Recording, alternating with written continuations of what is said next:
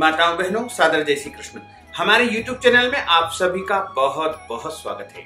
सच्चिदानंद रूपाय विश्वोत्पत्त्यादि Hathaway तापत्रय विनाशाय श्री कृष्णाय वयं नमः।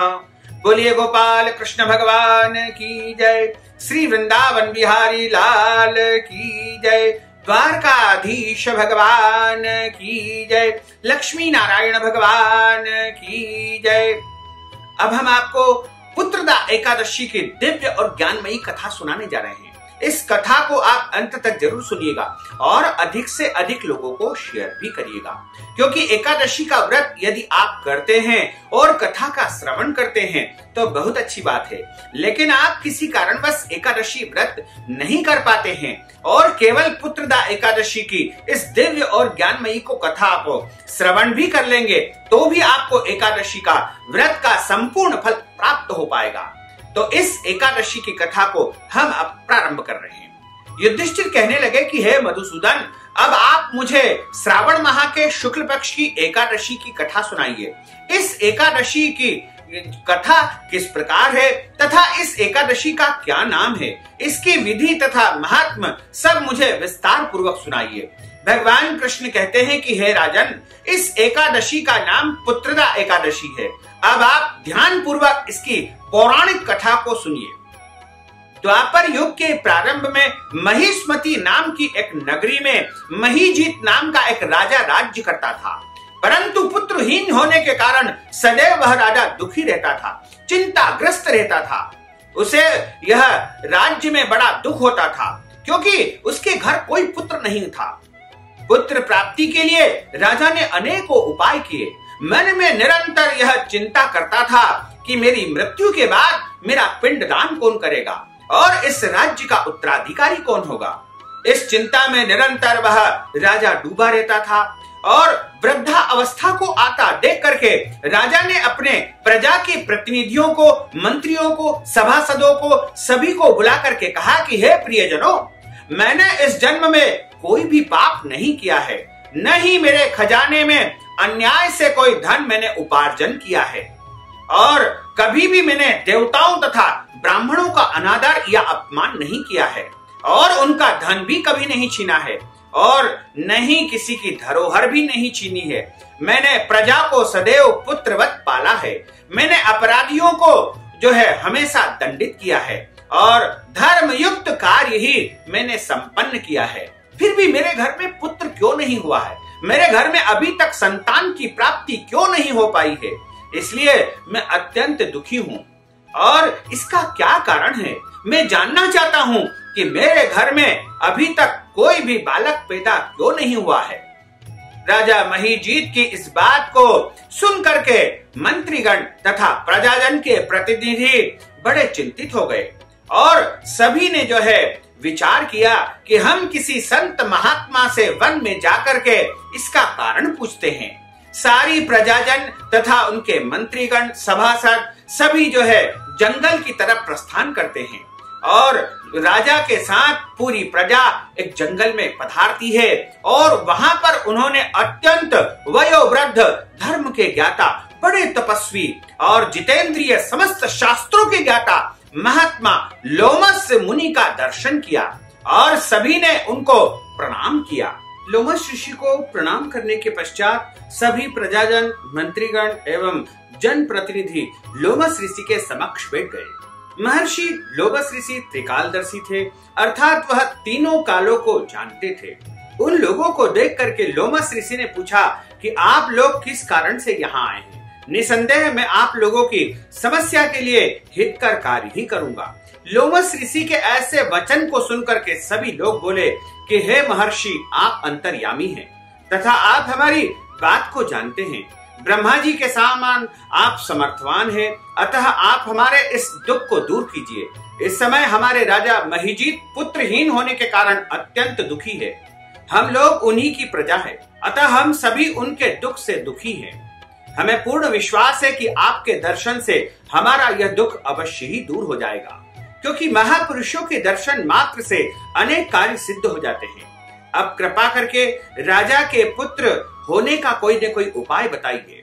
उनकी बात को सुनकर के लोमस ऋषि थोड़ी देर के लिए अपने नेत्र बंद कर लेते हैं और राजा के पूर्व जन्म का वृत्तांत जान करके कहते हैं कि सुनो प्रजाजनों, आपके जो राजा है पूर्व जन्म में एक निर्धन वैश्य थे और निर्धन होने के कारण इधर उधर जो है भटकते रहते थे और अनेक प्रकार के बुरे कर्म किया करते थे।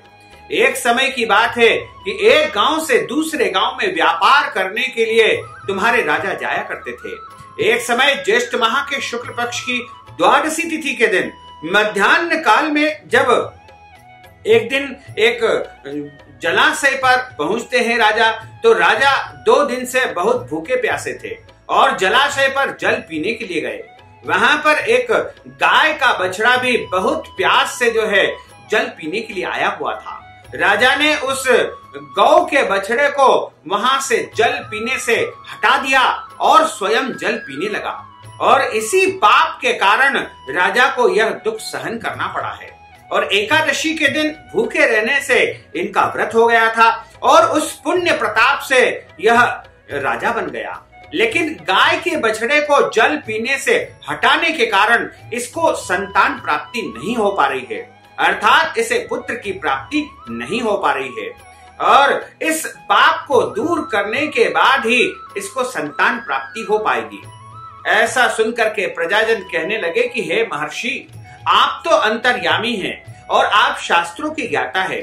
शास्त्रों में पापों का प्रायश्चित भी लिखा हुआ है, अतः ऐसा कोई उपाय बताइए जिससे हमारे राजा का वह पूर्व जन्म का पाप दोष समाप्त हो जाए तथा इनके यहाँ संतान की प्राप्ति हो जाए। लोमस ऋषि ने प्रजाजनों से कहा कि सुनो, श्रावण माह के शुक्ल पक्ष की एकादशी तिथि को इनको व्रत करना चाहिए, जिसका नाम पुत्रदा एकादशी है, और इसका व्रत करके रात्रि को जागरण करे तथा भगवान विष्णु का विधिवत पूजन करे तो निश्चय ही इनका मनोरथ सफल हो जाएगा और उस एकादशी के पुण्य प्रताप से इनके घर पुत्र की प्राप्ति हो जाएगी। इससे राजा का पूर्व जन्म का जो भी पाप है, दोष है, वो सब नष्ट हो जाएगा तथा राजा के घर उत्तम संतान की प्राप्ति हो सकेगी। प्रजाजन ने लोमस ऋषि को प्रणाम किया और उसके बाद पुनः अपने राज्य में गए।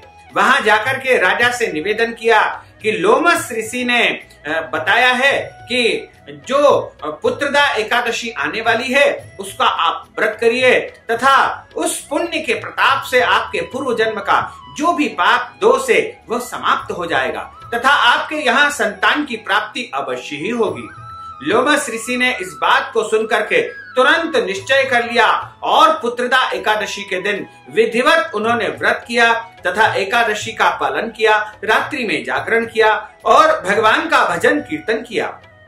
लोमस ऋषि के साथ साथ उनकी प्रजा तथा उनके मंत्रियों ने, सभासदों ने भी पुत्रदा एकादशी व्रत का पालन किया। इस व्रत के प्रभाव से राजा महीजीत के यहाँ सुंदर पुत्र रत्न की प्राप्ति हो गई। पूरे राज्य में खुशहाली छा गई तथा राजा ने उस राज्य में बहुत सा सुख भोगा और प्रत्येक एकादशी का वह व्रत करने लगा। पूरी प्रजा भी एकादशी का व्रत करने लगी और अंत समय में धर्म, अर्थ, काम, मोक्ष सभी का भोग भोगते हुए मोक्ष को प्राप्त कर लिया। इस प्रकार पुत्रदा एकादशी का विधिवत व्रत करने से संतान की पुत्र की प्राप्ति हो जाती है तथा मनुष्य के जन्म जन्मांतर के पाप दोष नष्ट हो जाते हैं। तो इस कथा को सुनने से या किसी को सुनाने से मनुष्य के सारे दुख दर्द दूर हो जाते हैं तथा जन्म जन्मांतर के पाप नष्ट हो जाते हैं। बोलिए लक्ष्मी नारायण भगवान की जय, श्री वृंदावन बिहारी लाल की जय, गोपाल कृष्ण भगवान की जय। अच्युतम केशवम राम नारायणम कृष्ण दामोदरम वासुदेवम हरे, श्रीधरम माधवम गोपिका वल्लभम, श्री जानकी नायकम श्री रामचंद्रम भजे, जानकी मनोहरम सर्वलोक नायकम, श्री शंकरादि सेवितम पुण्य नाम कीर्तनम, श्री राम राम राम राम राम नाम तायकम, राम कृष्ण वासुदेवा भक्ति मुक्तिदायकम, राम कृष्ण वासुदेवा भक्ति मुक्तिदायकम, राम कृष्ण वासुदेवा भक्ति मुक्तिदायकम। बोलिए श्री वृंदावन बिहारी लाल की जय, गोपाल कृष्ण भगवान की जय, श्री सच्चिदानंद घन भगवान की जय, लक्ष्मी नारायण भगवान की जय, धर्म की जय हो, अधर्म का नाश हो, प्राणियों में सद्भावना हो, विश्व का कल्याण हो, सनातन धर्म की जय हो, गौ माता की जय हो, नगर बस्ती की जय हो, आज के आनंद की जय हो, कल के आनंद की जय हो, परसों के आनंद की जय हो, वर्षों वर्षों के आनंद की जय हो। ओम नमः पार्वती पते, हर हर महादेव हर। भक्तजनों, माताओं बहनों, हमने जो ज्ञानवर्धक जानकारी आपको दी है उसको आप अधिक से अधिक लोगों को शेयर करिएगा, लाइक करिएगा, कमेंट करिएगा, और यदि अभी तक आपने सब्सक्राइब नहीं किया तो अभी और इसी समय सब्सक्राइब अवश्य कर लीजिए। आपको और आपके परिवार को सादर जय श्री कृष्ण, सादर धन्यवाद।